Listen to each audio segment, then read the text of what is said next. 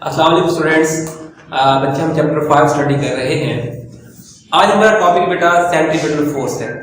इस चैप्टर का पहला लॉन्ग क्वेश्चन, इससे पहले बेटा हमने सारे शॉर्ट क्वेश्चन पढ़े हैं, तो वो क्वेश्चन सारा का सारा आपने एमसीक्यूज के लिए और शॉर्ट के लिए तैयार करना है। तो हमारा पहला लॉन्ग क्वेश्चन क्या है? Centripetal force. तो बेटे इसमें एक वर्ड है सेंट्रीपिटल। जो वर्ड है सेंट्रीपिटल, इसका मतलब क्या है? इसका मतलब है सीकिंग टूवर्ड्स द सर्कल, मरकज की तरफ रुझान रखना। कि ऑब्जेक्ट जो है वो मरकज की तरफ खींचा जाएगा। कैसे जाएगा, किस तरह से जाएगा, हम आगे डिस्कस करते हैं। मतलब फॉर एग्जांपल कोई एक ऑब्जेक्ट मूव कर रही है स्ट्रेट, उसका जो पाथ है वो स्ट्रेट पाथ है, तो बेटा जो उसकी वेलोसिटी होगी वो होगी लीनियर वेलोसिटी v। अगर इस ऑब्जेक्ट पर हम यहां पर एक फोर्स लगा दें तो क्या होगा? इसका जो स्ट्रेट पाथ है, जाहिर बात है वो बेंड हो जाएगा। तो ये पाथ स्ट्रेट है इस तरह से हो जाएगा। ये बिल्कुल यही बात हुई कि एक चीज जो है स्ट्रेट है, सीधी है, आप उस पर सेंटर पर फोर्स लगा दो। जब आपने फोर्स लगाई तो वो जो स्ट्रेट पाथ था वो बेंड हो गया। अब अगर यहां पर आप एक और फोर्स लगा दें, फिर क्या होगा? जो इसकी ये वेलोसिटी थी ये वाली, अब फिर ये बेंड हो जाएगी, बॉडी आप इस तरह से चलना शुरू कर देगी।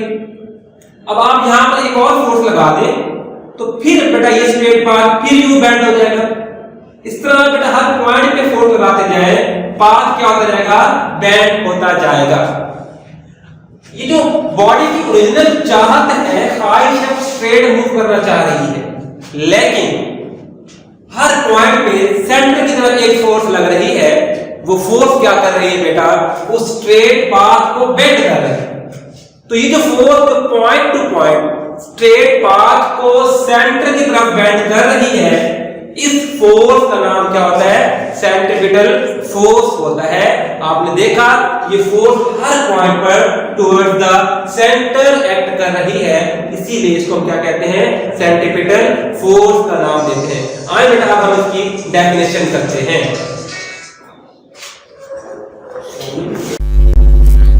अस्सलाम वालेकुम स्टूडेंट्स। बेटा हमारा टॉपिक है सेंट्रीपिटल फोर्स।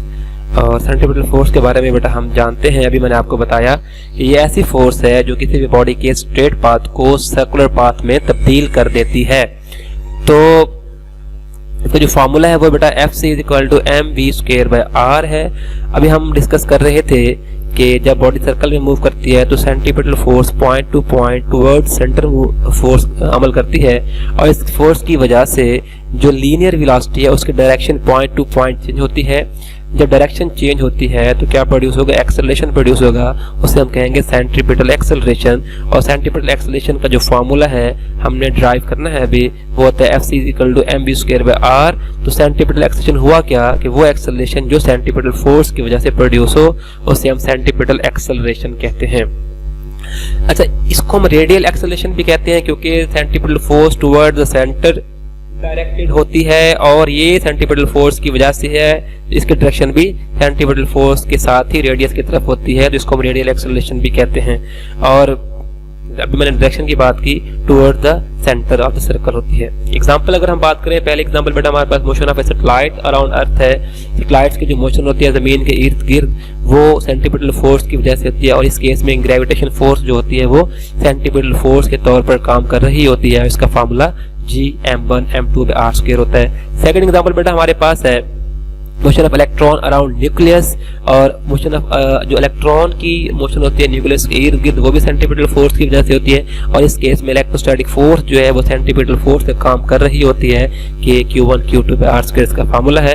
थर्ड एग्जांपल बेटा हमारे पास motion of stone attach with a string है, और इस केस में जो हमारे पास सेंट्रीपिटल फोर्स होती है वो स्ट्रिंग के अंदर टेंशन जो होती है वो ये काम कर रही होती है। अगर ये स्प्रिंग टूट जाए तो क्या होगा, स्टोन जो है along the tangent straight move कर जाएगा लीनियर वेलोसिटी के अलोंग उसके डायरेक्शन में। अच्छा, अब हम लोग डेरिवेशन करते हैं सेंटीपिटल एक्सेलरेशन की। बेटा फॉर एग्जांपल हमारे पास एक ऑब्जेक्ट है जो पॉइंट ए से पॉइंट बी की तरफ मूव कर रहा है। जब ये पॉइंट ए पर है इसकी जो लीनियर वेलोसिटी है वो v1 है, जब ये पॉइंट बी पर है तो लीनियर वेलोसिटी v2 है। ठीक है बेटा, ये कुछ टाइम डेल टी में ए पॉइंट से बी पॉइंट तक चला जाता है और जो डिस्टेंस कवर करता है उसको हम एस कह देते हैं। एक्सेलरेशन जो होता है वो होता है change in velocity. Basic formula हम जानते हैं एक्सेलरेशन का, अभी मैंने आपको बताया कि velocity point to point change हो रही है, डायरेक्शन उसकी चेंज हो रही है, मैग्नीट्यूड चेंज नहीं हो रहा। तो वेलोसिटी का जो मैग्नीट्यूड होता है उसे हम क्या कहते हैं, उसे हम कहते हैं स्पीड। तो स्पीड जो है वो इसकी क्या है, पॉइंट टू पॉइंट कांस्टेंट है। तो जब स्पीड कांस्टेंट है तो हम लिख सकते हैं v is equal to v2 is equal to v, और हम v1 और v2 का जो मैग्नीट्यूड है उसको हम सिंपली v कह देंगे कि v1 भी v है और v2 भी v है। अच्छा, अब हम बेसिक फार्मूला लगा लेते हैं वेलोसिटी का या स्पीड का। Speed is equal distance by time, और वहां से अगर हम टाइम निकालें तो time is equal to del T is equal to S by V. इसको इक्वेशन 1 में पुट करेंगे, यहाँ पर डेल टी की जगह पर तो आ जाएगा a is equal to del v by s by v, जो आया ये आया डेल टी की जगह पर। अब हमारे पास इसको अगर आप अरेंज करें, ये जो v है नीचे वाला ये ऊपर आ जाएगा डेल v के साथ, तो a is equal to v del v by S हमारे पास क्या आ गया, ये आ गया एक्सेलरेशन का फार्मूला, और ये इक्वेशन 2 बन गई। अब हम एक और ट्रायंगल बना लेते हैं। जो ट्रायंगल हम बनाते हैं बेटा इसको हम कहेंगे PQR, और ये ट्रायंगल हमने बनाई कैसे है। जो बेटा हमारे पास सर्कल में ट्रायंगल बन गई थी एक AOB, इस ट्रायंगल को हमने देखा और वेलोसिटीज को देख के हमने एक और ट्रायंगल बनाई। कैसे बनाई, V1 को हमने PQ के अलोंग रिप्रेजेंट कर दिया, सिमिलरली बेटा V2 को हमने अलोंग PR के रिप्रेजेंट कर दिया, और बेटा जी जो हमारे पास चेंज इन वेलोसिटी था उसको हमने डेल्टा V कह दिया, और वो हमारे पास क्या है, QR है। तो PQ is parallel to V1, PR is parallel to V2। हमने ये यहाँ पे एक और ट्रायंगल इसको देख के बिल्कुल बना ली PQR। अब दोनों ट्रायंगल का एक कंपैरिजन कर लेते हैं, ट्रायंगल AOB और ट्रायंगल PQR का। अब अगर आप ट्रायंगल AOB में देखें, अगर आप चेक करें OA जो है वो बराबर है OB के। क्यों, क्योंकि OA भी रेडियस है, OB भी रेडियस है, तो लिहाजा ये दोनों साइड में बराबर हो गई। ट्रायंगल OAB जो हमारे पास AOB जो है, जब इसकी दो साइड्स बराबर हैं तो ऐसी कोई भी ट्रायंगल जिसकी कोई सी दो साइड्स बराबर हो उसे कहते हैं आइसोसेलेस ट्रायंगल। तो ट्रायंगल AOB आइसोसेलेस हो गई। सिमिलरली जो ट्रायंगल हमारे पास PQR है, इसको अगर आप चेक करें तो बेटा जो हमारे पास साइड PQ है वो साइड PR के बराबर है, दोनों साइड बराबर है, क्योंकि V1 और V2 बराबर थे, बॉडी की स्पीड क्या है, यूनिफॉर्म है, तो PQ और PR बराबर है। तो ये ट्रायंगल भी आइसोसेलेस ट्रायंगल हुई, दोनों ट्रायंगल्स आइसोसेलेस हो गई। और अगर आप एंगल्स की बात करें, ट्रायंगल AOB का जो एंगल है वो और ट्रायंगल PQR का जो एंगल है, इसका एंगल का नाम हमने रखा हुआ है BOA, और नीचे वाले ट्रायंगल के एंगल का नाम हमने रखा हुआ है QPR। ये दोनों एंगल भी बराबर हैं। तो इसका मतलब हुआ जब ये दोनों ट्रायंगल्स बराबर हैं तो हम कह सकते हैं ट्रायंगल OAB और ट्रायंगल PQR सिमिलर। हमने कुछ बेसिक रूल लगाया ज्योमेट्री के, आप बस इतना याद रखिएगा कि दोनों ट्रायंगल OAB और PQR क्या हैं, आइसोसेलेस हैं, तो ये सिमिलर ट्रायंगल हो गई। अब अगर दो ट्रायंगल एक जैसी हो तो एक ट्रायंगल की कोई सी दो साइड्स की रेशियो बराबर होती है दूसरी ट्रायंगल की कोई सी दो साइड्स की रेशियो। तो हमने ट्रायंगल PQR की दो साइड्स डेल V और V का रेशियो लिया, और ट्रायंगल OAB की हमने AB बाय R का रेशियो लिया। तो ये रेशियो क्या हो गया, हमारे पास बराबर हो गया। अब अगर हम टाइम इंटरवल को बहुत शॉर्ट कंसिडर कर लें, अगर टाइम बहुत शॉर्ट होगा तो ABR का जो हो जाएगी वो AB लाइन के बराबर हो जाएगी। मतलब क्या है, टाइम जब बहुत शॉर्ट होगा तो B पॉइंट A पॉइंट के पास आ जाएगा, तो जो छोटी सी एक लाइन बनेगी वो अब आर्क नहीं होगी, वो लाइन होगी, स्ट्रेट होगी। तो हम कह सकते हैं टाइम शॉर्ट कर दें तो आर्क जो होगी वो लाइन के बराबर हो जाएगी, इसको आप S कह देंगे। जब इसको आप S कह देंगे तो ये जो इक्वेशन है del V by V is equal to AB by R, AB की जगह पे क्या पुट कर देंगे, S पुट कर देंगे, ये बन जाएगा del V by V is equal to S by are.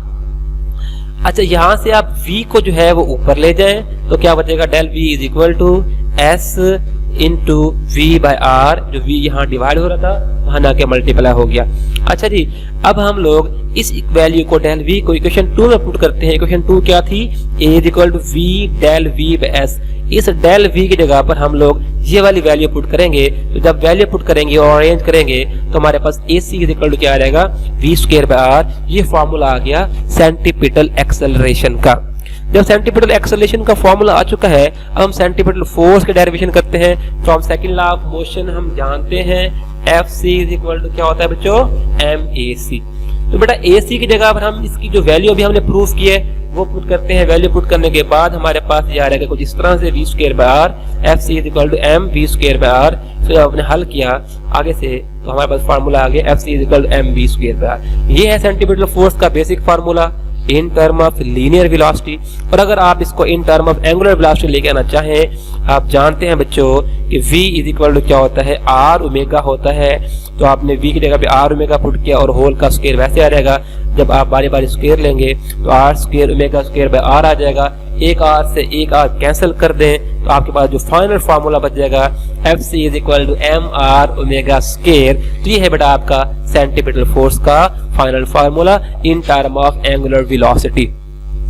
अब क्योंकि ये भी एक फोर्स ही है तो इसका यूनिट भी क्या होगा, न्यूटन होगा।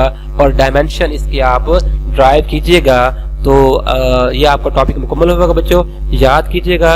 और कोई क्वेश्चन होगा तो जरूर पूछिएगा। अल्लाह हाफिज।